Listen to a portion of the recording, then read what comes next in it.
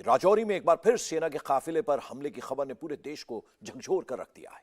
इस कायराना हमले में हमारे 4 जवान शहीद हो गए, जबकि 3 जवान बुरी तरह से घायल हुए हैं। सुरक्षा पर आतंकियों के इस कायराना हमले का जवाब देने में जुटे हैं। डेरा गली इलाके में घात लगाकर बैठे आतंकवादियों ने कल दोपहर करीब 3:45 पर सुरक्षा बल की जिप्सी और ट्रक में सवार जवानों पर यह कायराना हमला कर दिया था।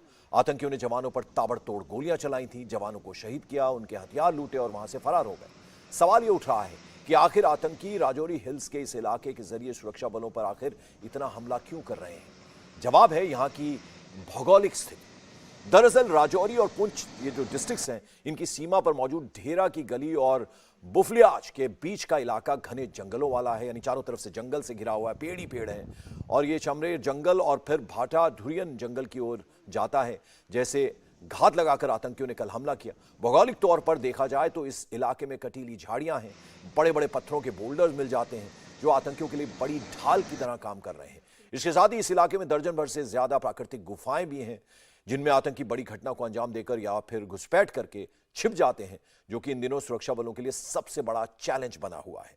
ठीक उसी पैटर्न से इस साल 20 अप्रैल को सेना के एक वाहन पर घात लगाकर किए गए हमले में 5 हमारे जवान शहीद हो गए थे। इसके बाद मई में आतंकवाद विरोधी अभियान के दौरान चमरेर जंगल में सेना के 5 और जवान शहीद हुए थे और मेजर रैंक का एक अधिकारी घायल भी हुआ थे। इस अभियान में एक विदेशी आतंकवादी भी मारा गया था। तो कल जिस तरह से ये हमला हुआ है, तो अब पूरे इलाके के चप्पे चप्पे की इस वक्त निगरानी की जा रही है, जांच चल रही है। राजौरी के इस इलाके की जो प्राकृतिक बनावट है वो आतंकवादियों के लिए जितनी मुफीद है, सुरक्षा बलों के लिए उतनी ही चुनौतीपूर्ण है, यानी बड़ा चैलेंज है। यही वजह है कि घाटी में तमाम जगहों पर जब आतंकी चुन चुन कर मारे जा रहे हैं, तब इस इलाके में आतंकियों ने कई घटनाओं को अंजाम दिया। सवाल यह भी है कि क्या यह सफाई की कगार पर खड़े आतंकियों की बौखलाहट है या एक बार फिर से आतंकी घाटी की फिजा में जहर खोलने में कामयाब हो रहे हैं। अगर नंबर्स की बात करें, आंकड़ों की बात करें, तो यह है कि 370 हटने के बाद घाटी में शांति बहाली से ये जो आतंकी हैं, टेररिस्ट हैं, बौखलाए हुए हैं, डरे हुए हैं, ऐसी घटनाओं के जरिए किसी भी तरह वो ये मैसेज देना चाहते हैं कि 370 हटने से कुछ नहीं बदला।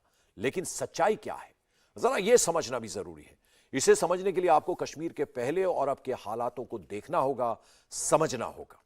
आपको पता है कि गृहमंत्री अमित शाह ने 6 दिसंबर को दावा किया था कि 2004-2014 यूपीए की तुलना में 2014-2019 एनडीए से करें तो आतंकी घटनाओं में 70% की कमी आई है, यानी 70% उसमें गिरावट आई है।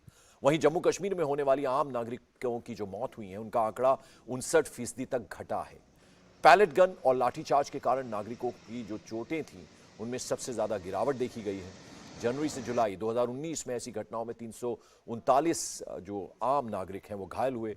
वहीं 2021 में ये जो संख्या है, ये जो नंबर है, घटकर सिर्फ 25 रह गया। तो आप अंदाजा लगा सकते हैं कि यूपीए और एनडीए के बीच में डिफरेंस जो है, कितनी आतंकवादी घटनाओं में कमी आई है। घाटी में जो बड़ा चेंज, जो बड़ा बदलाव आया है, जो शांति आई है, पीस आया है, आतंकियों का सफाया हुआ है, उसे समझने के लिए एक और आंकड़ा जरा आपको देखना चाहिए। 2010 की बात करें, कश्मीर में 132 संगठित हमले हुए थे, जबकि अगर 2023 जो ये साल चल रहा है, अब खत्म होने की कगार पर है, 2023 में कोई भी ऐसी घटना नहीं दर्ज की गई है। नंबर्स ये भी बताते हैं कि 5 अगस्त 2019 के बाद से आतंकी घटनाओं में 32% की गिरावट आई। इतना ही नहीं, सुरक्षा बलों की मौतों के आंकड़े का ग्राफ गिरकर 53% तक पहुंच गया। वहीं आम नागरिकों की मौत में 14% की कमी आई। राज्य में आतंकियों की घुसपैठ 14% तक घटी। 2019 में आतंकियों की घुसपैठ का आंकड़ा 141 था, जो 2023 में घटकर 48 रह गया। तो आप ये देखिए कि ये भी एक बहुत बड़ी अचीवमेंट है। तो ये नंबर्स हैं, जो आंकड़े हैं, उनसे ये साफ है कि राजौरी की घटना आतंकियों की हताशा और निराशा का नतीजा है। और अब ये तय हो गया है कि इस घटना के बाद आतंकी चाहे पाताल में ही क्यों ना छिप जाएं, हमारे जवान एक एक शहादत का बदला उन्हें जहन्नुम में पहुंचाकर पूरा करेंगे। जैश के मुखौटे पीएएफएफ ने इस कायराना हमले की जिम्मेदारी ली है। जिस तरीके से इस घटना को उन्होंने अंजाम दिया, वो उनकी पूरी प्लानिंग को दिखाता है। लेकिन ऐसे समय में भी हमारे जवानों ने मजबूती से उनका सामना किया और अब मौका 4 जवानों की शहादत का बदला लेने का है। पीएएफएफ नाम के इस आतंकी संगठन ने इस हमले की जिम्मेदारी ली है। इसका कच्चा चिट्ठा भी जरा जान लीजिए। पीएएफएफ आतंकी संगठन जैश का मुखौटा है। जम्मू कश्मीर से आर्टिकल 370 हटने के बाद पाकिस्तान की शह पर जैश ने नया पैंतरा अपनाया और पीएफएफ के नाम से आतंकी हमले शुरू कर दिए। ये लोगों में डर, लोगों में दहशत फैलाने के लिए अक्सर वीडियो जारी करते हैं। पीएफएफ ने कश्मीर घाटी में कश्मीरी पंडितों और बाहरी लोगों को निशाना बनाया है। इस साल जम्मू कश्मीर में सभी बड़े आतंकी पुंछ और राजौरी में हमले हुए हैं। ये सेना ने आतंकियों की कमर तोड़ दी है। इसके बाद आतंकियों ने अपनी स्ट्रैटेजी, अपनी रणनीति बदली और वो रिहायशी इलाकों की तरह जंगलों में छिपकर सेना पर हमले कर रहे हैं। इस साल के सभी बड़े हमले जंगली इलाकों में ही हुए हैं। यहां पर हमले के बाद आतंकियों के लिए छिपना आसान होता है। जैसे कि हमने आपको बताया, वहां गहरी गुफाएं हैं, प्राकृतिक जो गुफाएं हैं वो बनी हुई हैं। राजौरी और पुंछ जिले में काफी जंगली इलाका है। कहा जा रहा है कि यहां पर आतंकियों ने अपना नेटवर्क काफी बढ़ा दिया है। पहले रिहायशी इलाके और अब जो ये जंगली इलाके हैं वहां से ये हमले कर रहे हैं। पिछले 26 महीनों में पुंछ और राजौरी में सेना के 20 जवान शहीद हो चुके हैं। 11 अक्टूबर 2021 को पुंछ के चमरेड में आतंकी हमले में जेसीयू समेत 5 हमारे जवान शहीद हुए थे।